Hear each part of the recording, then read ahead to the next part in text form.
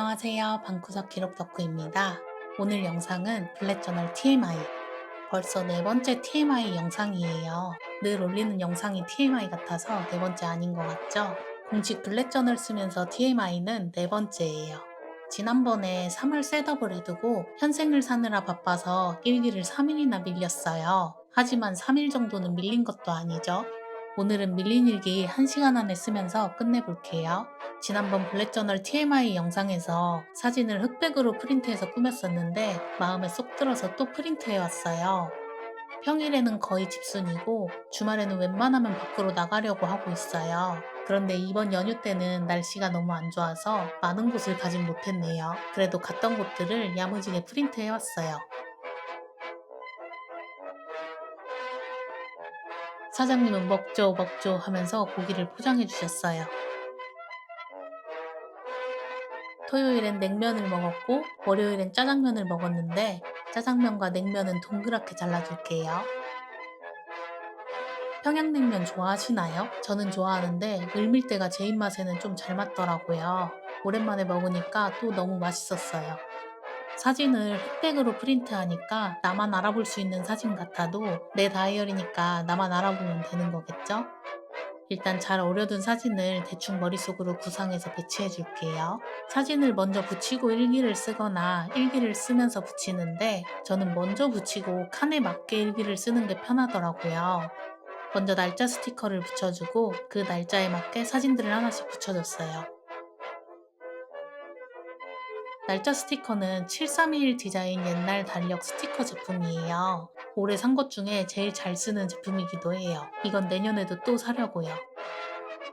오늘 영상 주제는 먹방 유튜버가 되려고 했어요지만 그냥 저 잘 먹는 거 이야기해 볼게요. 제가 살면서 유튜브 하라는 소리를 많이 들었어요. 저랑 밥만 먹으면 먹방 유튜버를 하라고 하더라고요. 그런 사람들의 말을 무시하고 저는 고상하게 기록 유튜버를 하고 있어요. 어때요? 고상하죠? 오늘은 멋 좀 부려볼게요. 이렇게 멋부리면 구려지는 거 알지만 또 손이랑 뇌랑 타협을 못하고 손은 꾸미기를 시작해버렸네요. 구리더라도 멀리서 대충 보면 괜찮을 거라고 믿어요. 대충 보세요. 가끔 이걸 봤어? 이게 보여? 쉽게 질문하시는 분들이 있는데 흐린 눈을 하고 대충 보세요. 사람들이 저에게 먹방 유튜버를 하라고 한 이유는 제가 좀 많이 먹거든요. 요즘엔 별로 많이 못 먹는데 물론 제 기준에서요.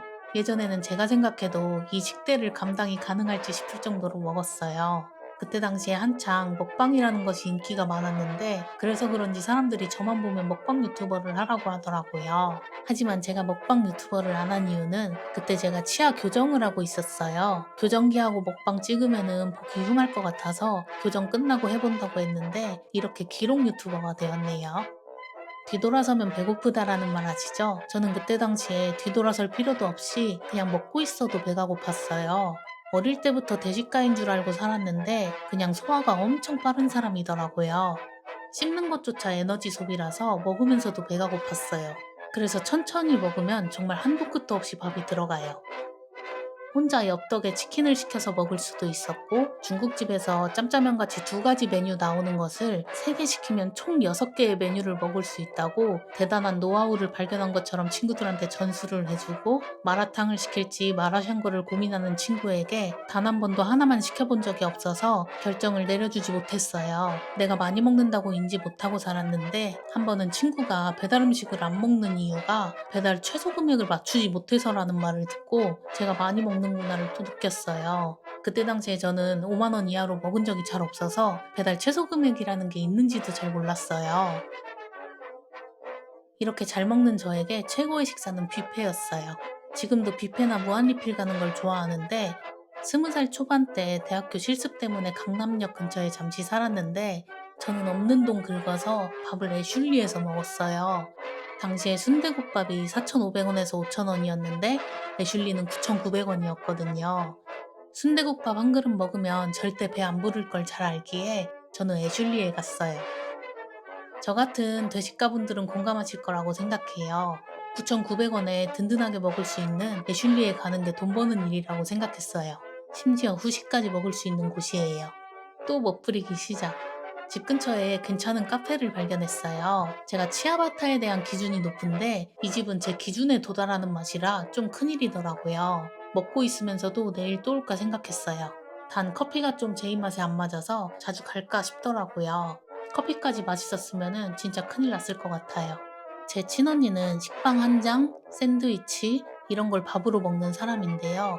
자꾸 만나면 샌드위치 먹자고 해서 만나고 싶지 않았던 시절도 있었어요. 그때 언니한테 제가 난 샌드위치 먹으면 배가 고파. 샌드위치 먹으면 밥을 또 먹어야 해서 손해야. 밥 먹으러 가자라고 말했어요.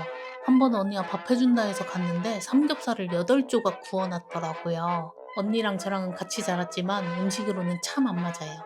이렇게 저는 음식에 관련된 웃긴 스토리가 많은데 한 번은 삼겹살을 사러 동네 정육점에 갔어요. 마트 같은 데 안에 있는 정육점에서는 고기를 사본 적이 있는데 이렇게 진짜 정육점은 처음 가봤었어요. 가격표에 한근 가격만 있어서 일단 사장님께 한근에 몇 그램인지 여쭤봤어요. 600g이라고 하시더라고요. 가격이 식당에서 먹는 삼겹살 1인분 정도 가격인데 600g이나 살 수 있다는 말을 듣고 깜짝 놀라서 혼자 먹을 건데 그람으로도 주문 가능한지 여쭤봤어요. 사장님께서 가능하다고 하셔서 제가 500g을 달라고 했어요. 그랬더니 사장님이 혼자 드신다고 하지 않으셨냐고 이래서 제가 혼자 500g 못 드세요? 이랬더니 사장님을 포함하여 옆에 고기 사시던 분들이 다 빵 터짐이라도 있었어요. 이렇게 제가 과거형 대식가인 척 말을 하지만 지금은 약간 참을 수 있는 사람이 된 것 같아요. 요즘도 똑같이 먹고 나면 배가 고프지만 넌 먹었어 하면서 참고 있어요. 그리고 요즘 또 신기한 점은 혈당 스파이크 이런 말 많이 하잖아요. 저는 혈당 스파이크랑 몸이랑 잘 맞더라고요. 회사에서 밥 먹고 종종 빵을 사주시는데 저는 그렇게 빵만 먹으면 피가 싹 돌고 기운이 나더라고요. 다른 사람들은 혈당 스파이크가 오면 졸리다 그러는데 저는 밀가루만 먹으면 피가 싹 돌고 기운이 나요. 커피를 마셨을 때도 그런 각성 효과가 있는데 커피와 빵을 같이 먹으면 무적이 돼요. 그렇다고 커피와 빵으로 식사를 대신할 순 없고 그건 후식이에요.